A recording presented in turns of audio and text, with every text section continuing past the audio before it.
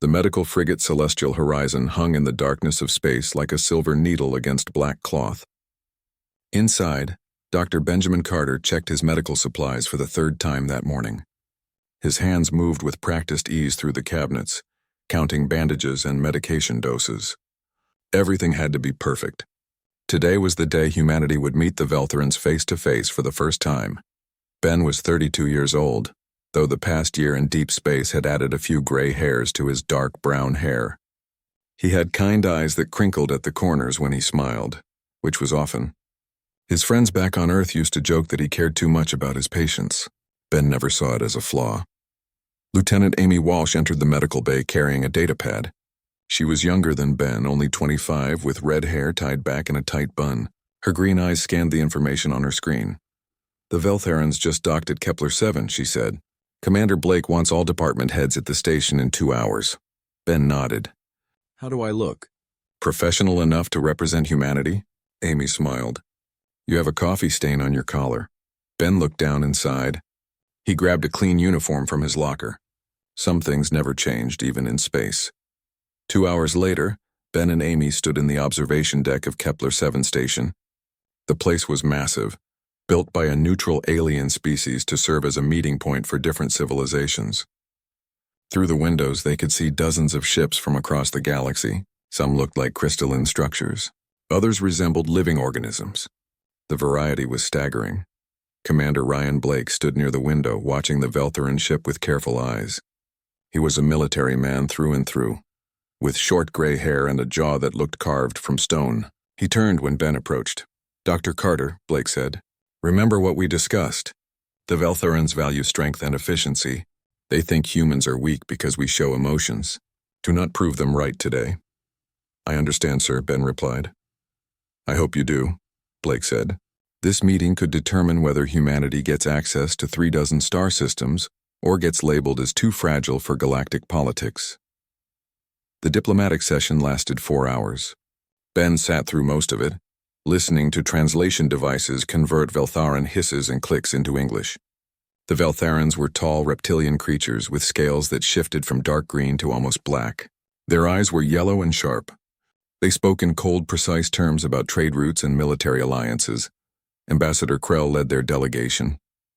He was older than the others, with scars along his neck and arms. Each scar seemed like a badge of honor. When he looked at the humans, his expression suggested he was evaluating prey. After the session ended, Blake offered the Veltherans a tour of Kepler 7's facilities. It was meant as a gesture of goodwill. Krell accepted, though he seemed bored by the prospect. Ben and Amy followed the group through the station's upper levels. Everything was clean and organized. The Veltherans commented on the efficiency of the design. Then Blake made a mistake. He suggested they see the cargo levels to discuss potential storage for human goods. The lower cargo decks were different from the upper levels. Here, the lighting was dimmer. The air smelled like metal and recycled atmosphere. Workers moved through the corridors, guiding hover platforms loaded with containers. They passed through 3 sections before Ben heard it, a sound faint and weak coming from somewhere ahead. He stopped walking. "Did you hear that?" he asked Amy. She paused, listening. "Hear what?" The sound came again. It was a cry, but not human, not Veltheran either. It was something else, something that made Ben's chest tighten with concern. "There," he said, pointing to a sealed container near the wall. It was marked with symbols he did not recognize. Red indicators blinked along its side. Blake turned back. "Dr. Carter, we need to keep moving." But Ben was already approaching the container. The cries were clearer now. Whatever was inside was in pain. "This container is marked for disposal," Amy said, reading her datapad. "It belongs to the Veltharan delegation." Ben looked at Krell. "What is inside this?" Krell's expression did not change. "Waste, nothing of concern to humans." "That does not sound like waste," Ben said. The cries came again, weaker this time. "Open it." "Dr. Carter," Blake said, his voice carrying a warning. "Open it," Ben repeated. He looked at the Veltharan ambassador. "Please." Krell made a gesture to one of his subordinates. The younger Veltharan approached the container and entered a code. The seal released with a hiss of compressed air. The door swung open. Ben stepped forward and froze. Inside the container lay a creature unlike anything he had ever seen. It was huge, easily the size of a small horse with 6 legs folded beneath its body. Its fur was silver-gray, and along its sides ran stripes that glowed faintly with a blue light. But the glow was weak, flickering like a dying lamp. The creature was covered in wounds. Deep gashes ran along its flanks. 3 of its legs were bent at wrong angles, clearly broken. Its breathing was shallow and labored. When it opened its eyes, Ben saw intelligence there. And pain, so much pain. What is this? Ben asked, his voice barely above a whisper. A Kethrin, Krell said. His tone was matter-of-fact. It served a warrior who died in battle 2 weeks ago. The creature was injured protecting him. According to our customs, when a warrior dies, his Kethrin dies as well. We sedated this one and prepared it for disposal. Ben felt anger rise in his chest. This animal is still alive. Its warrior is dead, Krell said. Therefore, it is also dead. This is our way. Your way is wrong, Ben said before he could stop himself. Blake grabbed his arm. Dr. Carter, a word now. Blake pulled Ben several steps away from the group. His face was red with barely controlled anger. Do you have any idea what you just said? Blake hissed. You insulted their culture in front of their ambassador. That creature is dying, Ben said. We cannot just leave it there. Yes, we can, Blake said. We have to. This is not our business. If we interfere with Veltharan customs, this entire summit falls apart. Do you understand what that means? Ben looked back at the container. The Kethrin's eyes were closed now. Its breathing had become even more shallow. The blue stripes were barely visible. I understand, Ben said quietly. But I cannot walk away. You will walk away, Blake ordered. That is a direct command. Ben met his commander's eyes. For a long moment, neither man spoke. Then Ben shook his head. No, sir, I will not. Blake's jaw tightened. If you defy me on this, I will have you court-martialed. Then court-martial me, Ben said. He turned to Amy. Help me move this creature to our ship. Amy looked between Ben and Blake. Then she made her decision. She activated her communication device. Medical Bay, this is Lieutenant Walsh. Prepare for emergency intake. Large animal, critical condition. We are incoming. Blake closed his eyes and took a deep breath. When he opened them again, his expression was hard. You have 72 hours, he said. If that thing dies, you face the consequences of your actions. If it somehow lives, I will deal with the political mess you just created. Either way, Dr. Carter, your career is probably over. Ben nodded. He did not care about his career right now. He only cared about the dying creature in the container. Krell watched the exchange with what might have been curiosity. You would risk your position for a broken tool? He asked. It is not a tool, Ben said. It is a living being. And yes, I would risk everything to save it. The Veltharan ambassador said nothing, but something flickered in his yellow eyes. Perhaps surprise. Perhaps confusion. Perhaps something else entirely. Ben and Amy carefully lifted the Kethrin onto a medical transport. The creature did not resist. It barely seemed aware of what was happening. As they guided the transport toward the docking bay, Ben felt the weight of his decision settle on his shoulders. He had just destroyed any chance at a peaceful diplomatic relationship with the Veltharans. He had defied a direct order from his commanding officer. He had risked his career, his reputation, and possibly the future of human expansion into this region of space. But when he looked at the Kethrin, at its labored breathing and failing light, he knew he had made the only choice he could live with. Some things were more important than politics. The medical bay of the Celestial Horizon was designed to handle almost any emergency. Ben had treated broken bones, radiation poisoning, and alien infections during his time in space. But as he looked at the Kethrin lying on his largest examination table, he realized he was facing something entirely different. The creature took up most of the room. Its 6 legs hung over the edges of the table. The blue stripes along its body pulsed weakly, like a heartbeat visible on the outside. Ben placed his hand gently on its side and felt shallow breathing beneath the thick fur. Amy worked quickly, attaching monitoring equipment to the Kethrin's body. The medical computer began analyzing vital signs. What it showed made Ben's stomach drop. 3 organs are failing, Amy read from the screen. Multiple systemic infections. Severe malnutrition. Blood pressure is dangerously low. Body temperature is dropping. She looked at Ben. The computer gives it a 5% chance of survival. Then we work with 5%, Ben said. He pulled on surgical gloves and began examining the wounds more closely. Some were infected, filled with a yellow substance that smelled wrong. Others were deep enough that he could see muscle and bone beneath. The medical AI spoke in a calm, neutral voice. Warning. Species biology unknown. Standard treatment protocols may be ineffective or harmful. Recommend extreme caution. Noted, Ben said. He turned to Amy. Start a broad-spectrum antibiotic. We need to fight these infections first. Amy prepared the medication, but her hands hesitated over the injection port. Ben, we do not know how this species will react to our medicine. We know it will die without treatment, Ben replied. Give half the normal dose. We will monitor for reactions. The antibiotic went in. Ben watched the monitors carefully. For 30 seconds, nothing changed. Then the Catherine's heart rate spiked. Its body tensed. The blue stripes flared brighter for a moment before dimming again. Allergic reaction, Amy said, already reaching for a counteragent. Ben administered the medication that would stop the reaction. Slowly, the Catherine's heart rate returned to its previous rhythm, but now they knew that human medicine did not translate directly to this species. We need to try a different approach, Ben said. He pulled up files on his computer, searching through xenobiology databases. There had to be something, some species with similar biology that could guide his treatment. He found a reference to a creature from Rigel 9 that had a similar cardiovascular system. It had 3 heart chambers instead of 4.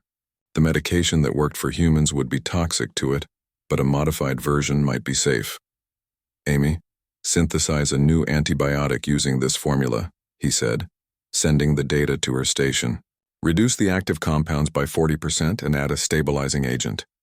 While Amy worked, Ben focused on the immediate crisis. The Catherine was bleeding internally. He could see it in the way fluid was pooling in its abdomen. If he did not stop the bleeding, the creature would be dead in hours. He prepared for surgery. The medical bay had equipment designed for multiple species types, but nothing was quite right for a 6-legged feline creature with bioluminescent fur. Ben had to improvise. I need to go in and find the source of the bleeding, he told Amy. Keep its vitals stable while I work. Ben, we do not have a complete map of its internal anatomy, Amy warned. I know, Ben said.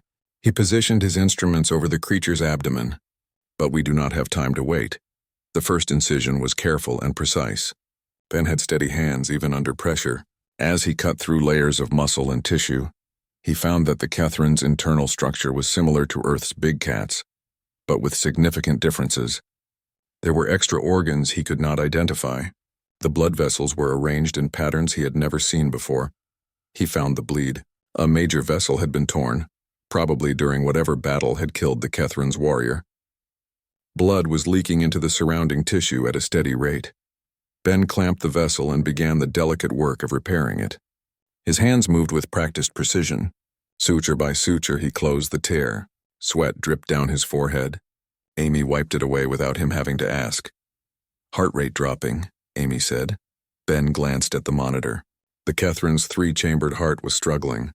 The stress of surgery was too much for its weakened system. Give me the cardiac stimulator, Ben ordered. Amy handed him a device designed to jumpstart failing hearts. Ben placed it against the Catherine's chest and activated it. A pulse of energy went through the creature's body. The heart responded, beating stronger, but it was not enough. The rhythm was irregular, skipping beats. Ben grabbed the stimulator again, this time placing it directly on the heart itself through the open incision. He sent another pulse. The heart stuttered, then found a rhythm. Not perfect, but stable enough. Ben finished repairing the damaged vessel and closed the incision. His hands were shaking now, but not from fear. From exhaustion, he had been working for 6 hours straight. How are the antibiotic levels? He asked. The modified formula seems to be working, Amy replied. No adverse reactions. The infections are responding, but slowly. Ben moved to examine the Catherine's broken legs. 3 of them were fractured in multiple places. Setting bones was usually straightforward, but these legs had joints in places he did not expect. He had to study the structure carefully before making any adjustments.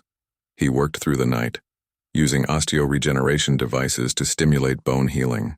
The technology was meant for humans, but he adjusted the settings, hoping it would work on this alien physiology. Around midnight, Commander Blake entered the medical bay. His face was grim.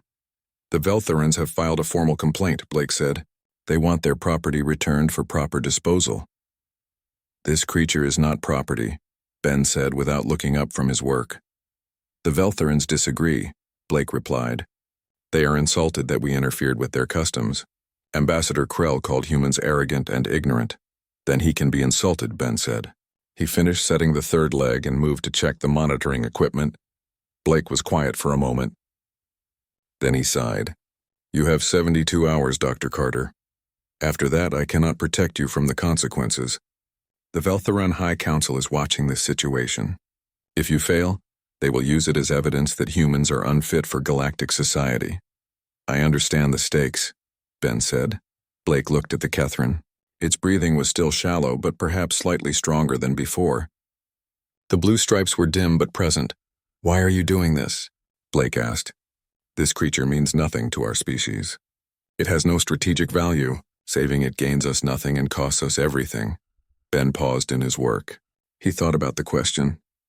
Then he answered simply, because it deserves a chance to live, because leaving it to die in that container would be wrong, because sometimes the right thing to do has nothing to do with strategy or value.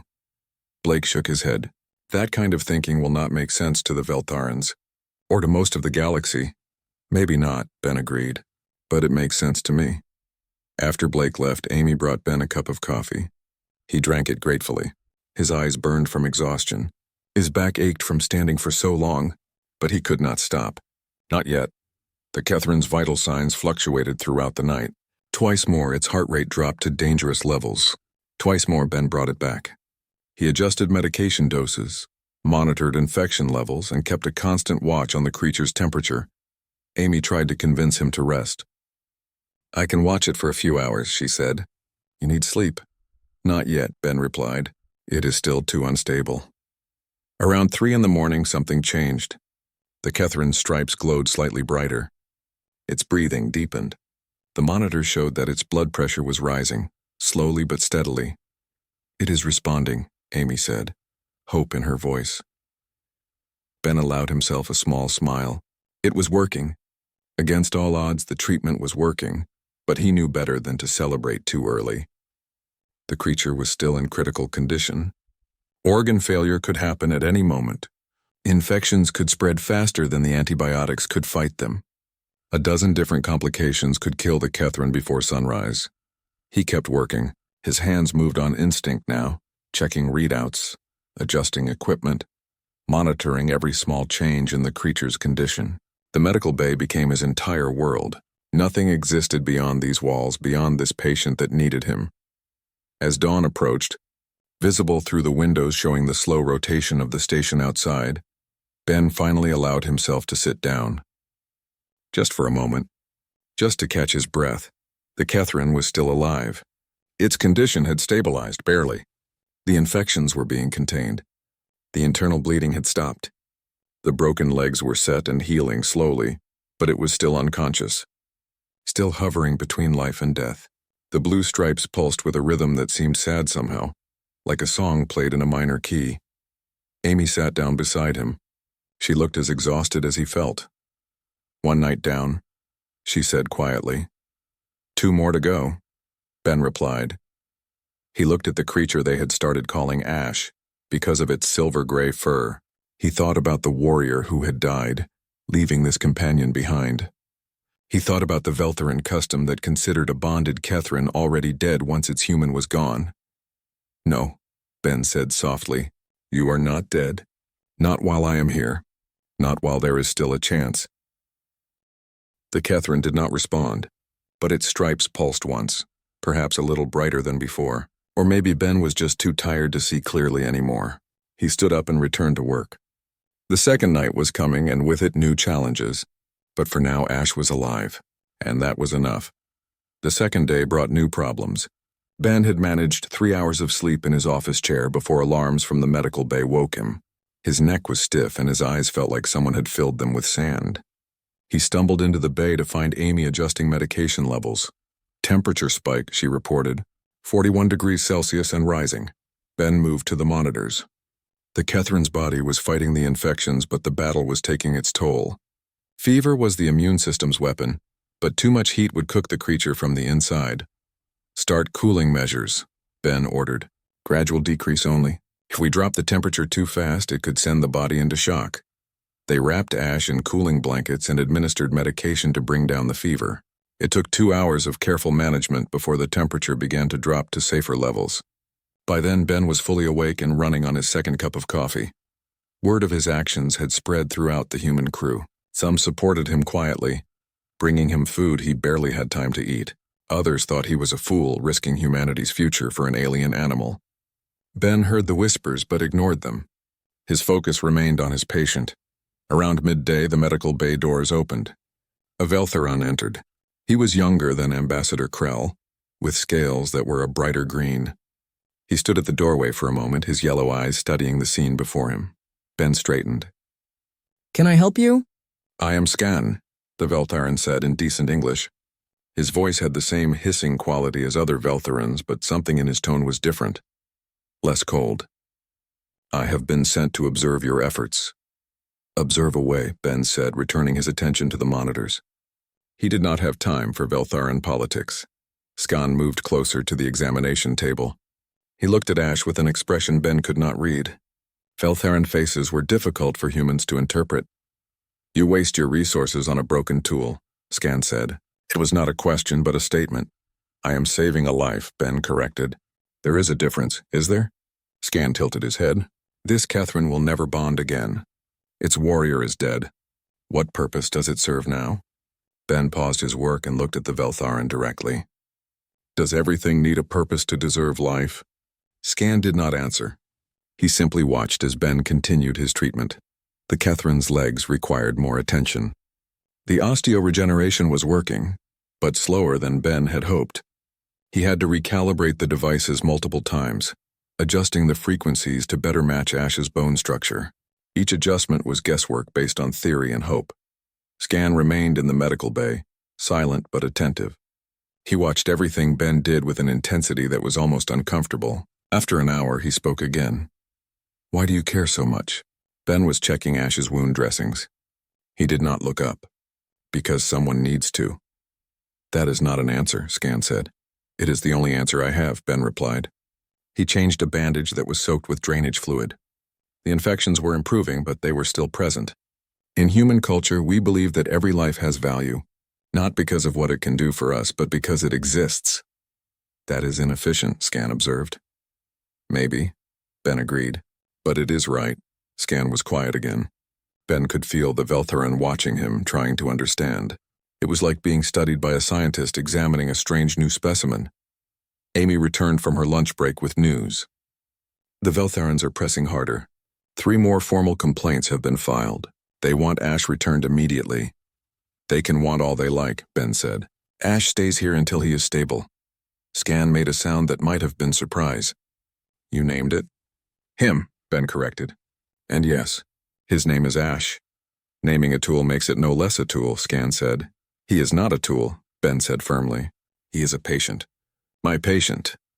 Throughout the afternoon, Ben worked to stabilize Ash's remaining complications. The organ damage was severe. The Catherine's liver, or what Ben assumed was a liver based on its function, was processing toxins too slowly. Waste products were building up in the bloodstream. Ben had to create a temporary filtration system to help the organ recover. It was delicate work, requiring precise calculations and constant monitoring.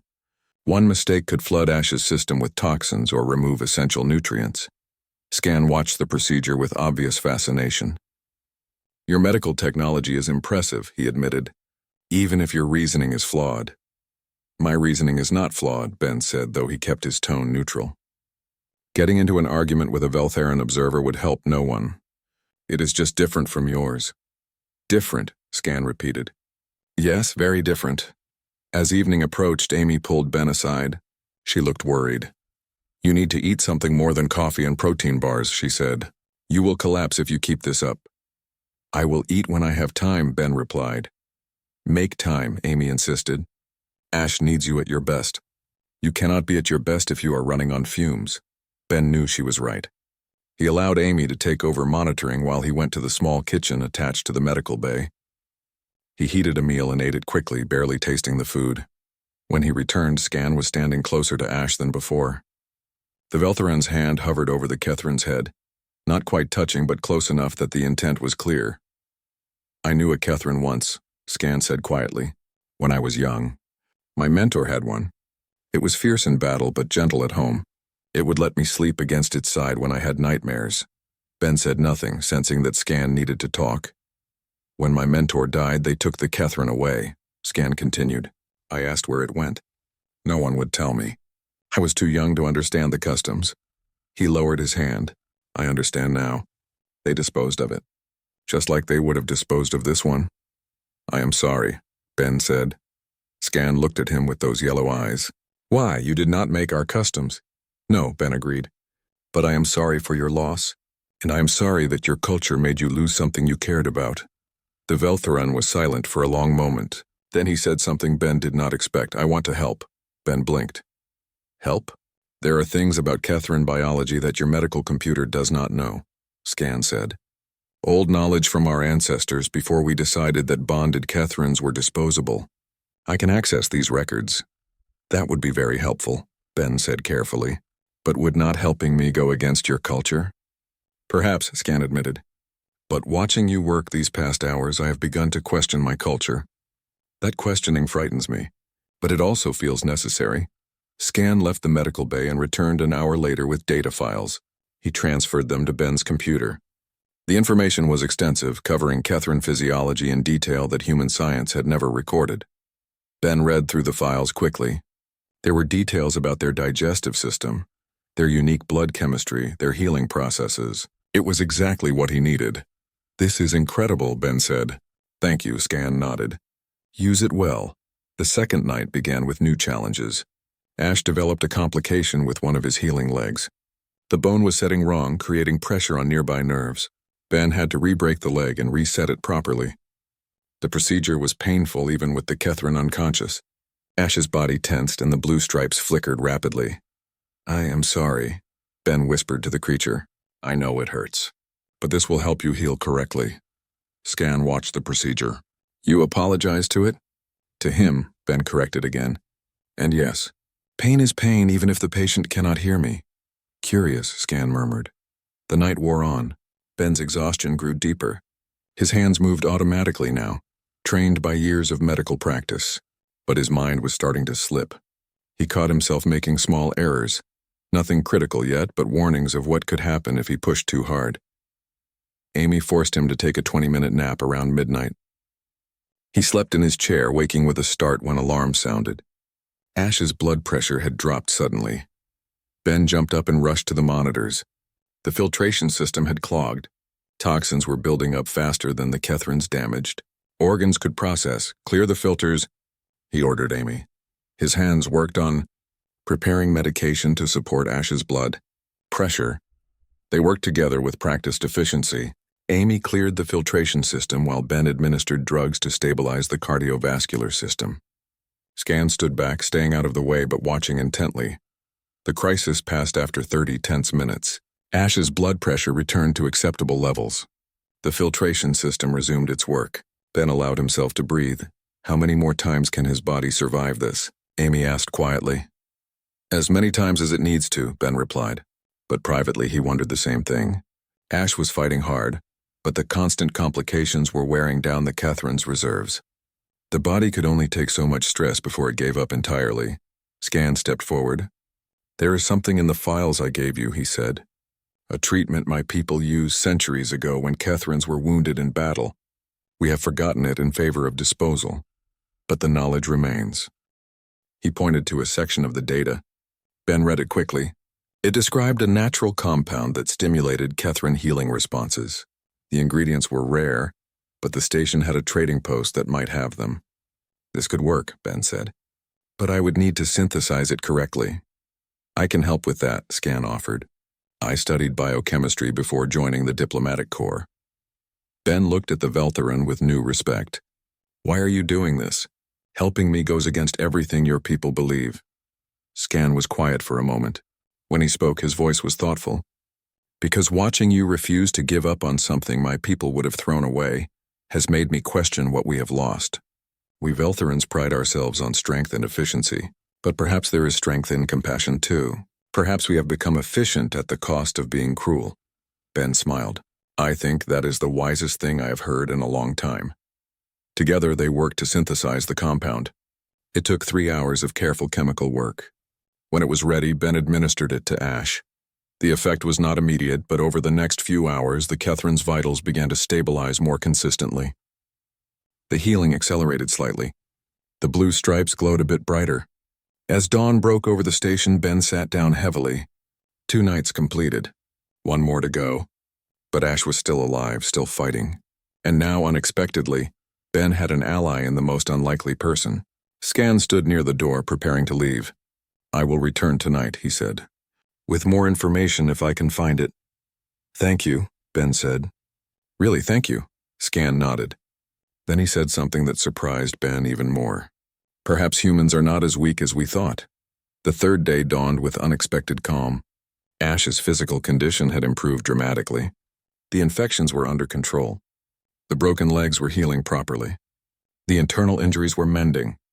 By all medical measurements, the Kethrin should have been waking up, but Ash remained unconscious. Ben checked the readings again. Brain activity was present but minimal.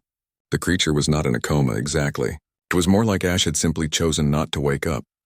I do not understand, Amy said, reviewing the same data. Physically, he should be recovering. Why is he still unconscious? Ben had a theory, but it frightened him. I think he does not want to wake up. What do you mean? Kethrin's bond with their warriors, Ben explained. That bond is everything to them. When the warrior dies, the Kethrin loses its purpose. Maybe Ash is not waking up because he has nothing to wake up for. Amy looked at the creature with sad eyes. So even if we save his body, his mind has already given up? Maybe, Ben said. He felt a deep frustration. They had worked so hard, fought so many complications, overcome impossible odds. To lose Ash now, not to physical injury but to grief, seemed unbearably cruel. Scan arrived mid-morning. He had brought more data files, but when Ben explained the situation, the Veltherin fell silent. This is why we dispose of bonded Kethrins, Scan said finally. Without their warrior, they lose the will to live. We learned long ago that trying to keep them alive was pointless. They simply fade away no matter what medical care they receive. There has to be a way, Ben insisted. Some way to reach him. Scan shook his head. Many have tried. All have failed. The bond between Kethrin and warrior is absolute. When it breaks, the Kethrin spirit breaks with it. But Ben was not ready to accept that answer. He spent the day researching, reading every file Scan had provided, searching for any clue about Kethrin's psychology. There had to be something, some way to reach through the grief and show Ash that life could continue. Around midday, Commander Blake arrived with grim news. The Veltherin High Council had issued an ultimatum. The 72 hours would end at midnight. If the Kethrin was not returned by then, they would consider it an act of theft.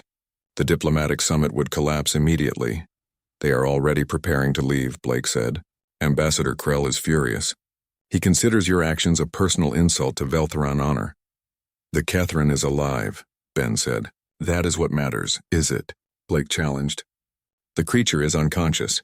For all practical purposes, the Veltherins were right. It is already dead, just not physically. I can reach him, Ben said, though he was not sure if he believed it himself. I just need more time. You have until midnight, Blake said. Not a moment longer. After Blake left, Ben sat in his office and stared at his computer screen. He had been awake for most of 3 days. His body ached. His mind was foggy with exhaustion. But he could not stop thinking about Ash, trapped in grief, unable to find a reason to wake up. Then he found it. Buried in the ancient Veltherin texts that Scan had provided, there was a reference to something called a spirit link. It was an old practice used centuries ago when Kethrins were first bonded to warriors. The link allowed 2 minds to connect temporarily, sharing emotions and thoughts. The procedure was dangerous. It required a neural interface that could damage both minds if something went wrong. The Veltherins had abandoned the practice long ago as too risky, but it was the only way Ben could think of to reach Ash. He called Amy and Scan to his office and explained what he wanted to do. Absolutely not, Amy said immediately. That kind of neural connection could leave you brain damaged. Or worse? It is the only option, Ben replied. Scan studied him carefully. Why would you risk your mind for a creature you met 3 days ago? Because he deserves a chance, Ben said simply. Because I have come this far and I will not give up now. Amy shook her head. I cannot let you do this. You cannot stop me, Ben said gently. I am the chief medical officer. This is my decision. Amy looked like she wanted to argue more, but she knew Ben well enough to recognize when his mind was made up. She sighed. At least let me monitor the connection.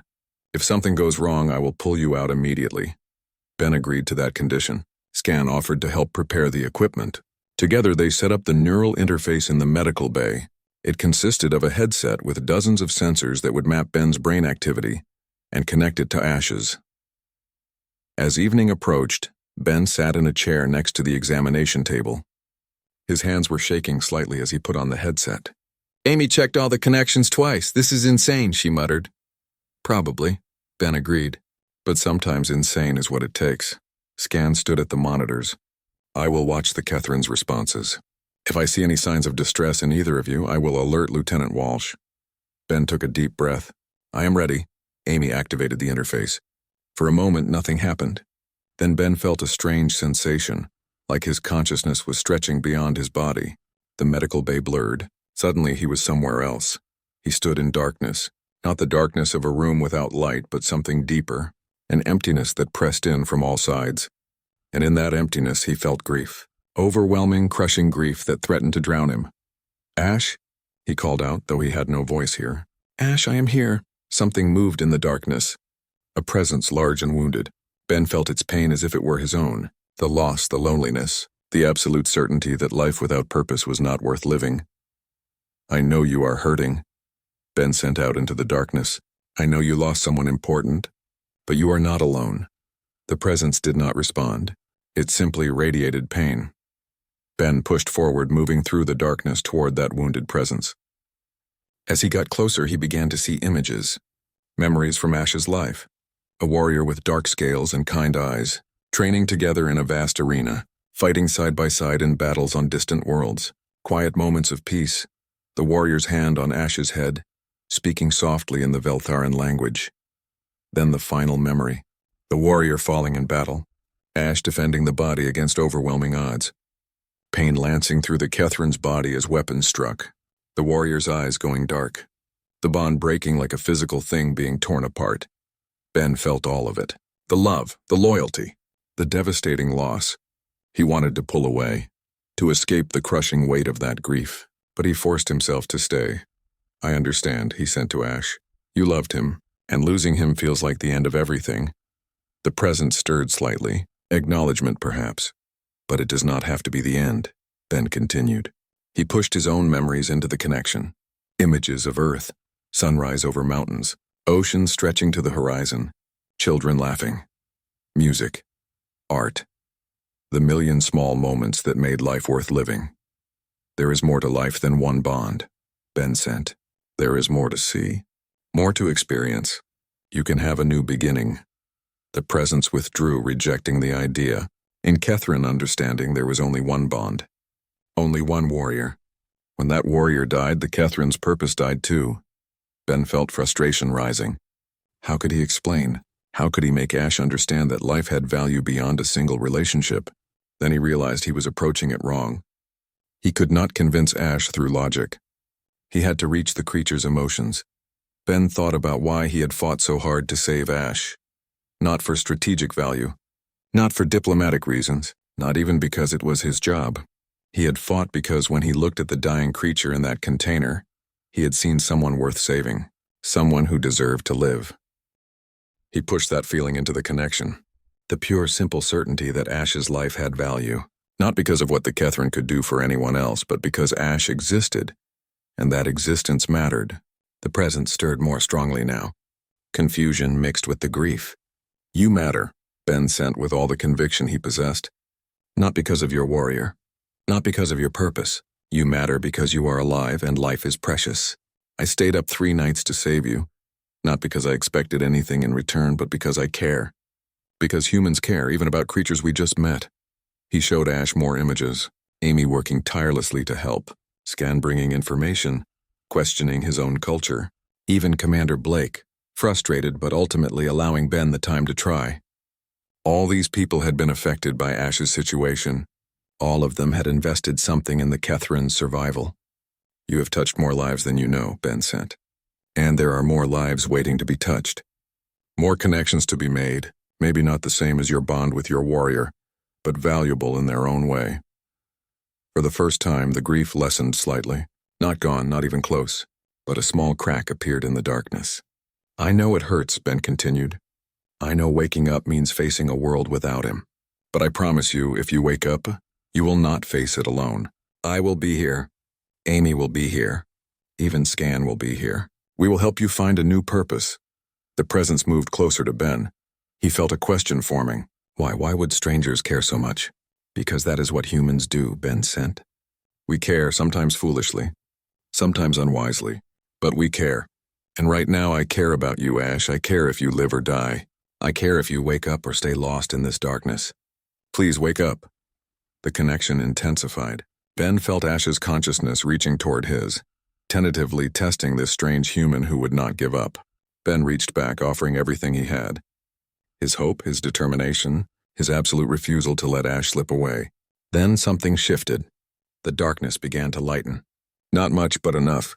The presence that was Ash began to solidify, to become more aware. The grief was still there, heavy and painful, but alongside it now was something else. Curiosity, perhaps, or maybe just the tiniest spark of hope. In the medical bay, Amy watched the monitors with wide eyes. His brain activity is increasing, she said to Scan. Something is happening. The blue stripes along Ash's body began to glow brighter. The Catherine's breathing deepened. One of the legs twitched. Inside the connection, Ben felt Ash making a choice. The choice to try, to wake up, to face a world that had changed forever, but to face it anyway. That is right, Ben encouraged. Come back. We are waiting for you. The connection began to fade. Ben felt himself being pulled back to his own body. The last thing he sensed from Ash was a feeling of gratitude mixed with fear. But the fear was no longer paralyzing. It was the fear of someone about to step into the unknown, unsure but willing. Ben opened his eyes in the medical bay. His head pounded. His vision was blurry. Amy was there immediately, checking his vital signs. Are you okay? She asked. I will be, Ben managed to say. His voice was hoarse. Ash? Amy smiled, tears in her eyes. She pointed to the examination table. Ash's eyes were open. Those large, intelligent eyes that Ben had only seen briefly in the container on day one. They focused on Ben with clear awareness. The Catherine tried to lift his head but was still too weak. Ben stumbled to the table. He placed his hand on Ash's head, feeling the soft fur beneath his palm. Welcome back, he whispered. Ash made a sound, a low rumble that resonated in his chest. It was not a growl. It was something gentler. A greeting, perhaps, or a thank you. The blue stripes along Ash's body glowed bright and steady for the first time in 3 days. Scan approached slowly. He stared at Ash with an expression Ben had never seen on a Veltheran face. Wonder. You did it, Scan said quietly. You actually did it. Ben nodded, too exhausted to speak more. He kept his hand on Ash's head, maintaining that connection. The Catherine's eyes closed again, but this time it was natural sleep, not the escape of unconsciousness. Amy checked the time. It is 11:30. You have 30 minutes before the deadline. Ben looked at Ash, then at Amy and Scan. Then we better get ready to show the Veltherans what we accomplished. At midnight, the medical bay doors opened. Ambassador Krell entered, followed by 2 other Veltharan officials. Commander Blake came with them, his expression carefully neutral. The Veltharans expected to find a dead creature and a failed human. What they found instead made them stop in their tracks. Ash was awake. The Catherine sat upright on the examination table, still weak but alert. His blue stripes glowed with steady, healthy light. When the Veltharans entered, his ears swiveled toward them, tracking their movement. His eyes were clear and focused. Ben stood beside the table, one hand resting on Ash's shoulder. He looked terrible. 3 days without proper sleep had left dark circles under his eyes. His uniform was wrinkled and stained, but he stood straight, meeting Ambassador Krell's gaze without flinching. As you can see, Ben said, his voice steady despite his exhaustion, the Catherine is alive and recovering. Krell approached slowly. His yellow eyes studied Ash with an intensity that was hard to read. The other Veltharans remained by the door, looking uncertain. This should not be possible, Krell said. A bonded Catherine whose warrior has died cannot survive. Apparently they can, Ben replied. with proper medical care and support. Krell circled the table, examining Ash from all angles. The Kethrin watched him but showed no aggression. If anything, Ash seemed curious about the Veltharan's reactions. The creature is physically alive, Krell admitted, but without its warrior it has no purpose. It is still effectively dead. Before Ben could respond, Ash made a sound. It was a low, rumbling vocalization that carried through the medical bay. The Kethrin turned his head to look directly at Ben. Then slowly and deliberately, Ash leaned against Ben's side. The gesture was clear. A choice, a statement. Ash had found his purpose again. Scan stepped forward. Ambassador, I request permission to speak. Krell looked at the younger Veltharan with surprise. Speak then. I have observed Dr. Carter's efforts over the past 3 days, Scan said. What he has accomplished should be recorded in our histories. He did not save this Kethrin for strategic gain or diplomatic advantage. He did it because he believes every life has value, and in doing so he has shown us something we have forgotten. And what is that? Krell asked, his tone sharp. That efficiency without compassion is not strength, Scan replied. It is cruelty. Our ancestors bonded with Kethrins because these creatures were loyal, brave, and worthy of respect. But somewhere along the way we began treating them as tools. We forgot that they are living beings capable of grief and love. Dr. Carter remembered what we forgot. The medical bay fell silent. Krell stared at Scan with an expression that might have been anger or might have been something else entirely. You question our customs, Krell said. I question customs that are cruel, Scan corrected. And I am not the only one. He activated a holographic display. Messages appeared in Veltharan script, translated by the computers. They were from other Veltharans, both on the station and back in their home systems. Word of what was happening had spread. The messages varied, but a theme emerged. Many Veltharans were questioning the practice of disposing of bonded Kethrins. Some shared memories of creatures they had cared about as children. Others argued that perhaps humans were right to value life differently. The galaxy is watching us, Scan said. If we take this Kethrin back now and dispose of him anyway, what will that say about us? That we are so rigid in our traditions that we cannot adapt? That we value pride over wisdom? Commander Blake watched the exchange with careful attention. Ben could see him recalculating the diplomatic situation in real time. Krell was quiet for a long moment. His clawed hand tapped against his leg, a sign of deep thought in Veltharan body language. Finally, he spoke. The High Council sent me here to reclaim our property and to punish the human who interfered with our customs. He paused, but they did not anticipate this outcome. They expected failure, not success. So what happens now? Ben asked. Krell looked at Ash again. The Kethrin met his gaze steadily, showing no fear. Something passed between them, some recognition that only those who understood Kethrin nature could sense. The Council will deliberate on what you have done, Krell said finally. But I will make a recommendation. The Kethrin will not be returned for disposal. Instead, he will be given to you, Dr. Carter, as a gift, a symbol of the new understanding between our peoples. Ben felt relief wash over him. I accept. However, Krell continued, his tone grave, you must understand what you are accepting. Kethrins live for approximately 60 Earth years. Once they bond for life. If you take responsibility for this creature, you are responsible for him until one of you dies. This is not a temporary arrangement. I understand, Ben said. He looked at Ash, at the creature who had fought so hard to survive, who had chosen to wake up despite overwhelming grief. I am ready for that responsibility. Krell nodded slowly. Then it is settled. He turned to leave, then paused at the door. Dr. Carter, what you did was foolish by our standards, inefficient, illogical. He looked back at Ben. But perhaps our standards need examination. You have given us much to consider.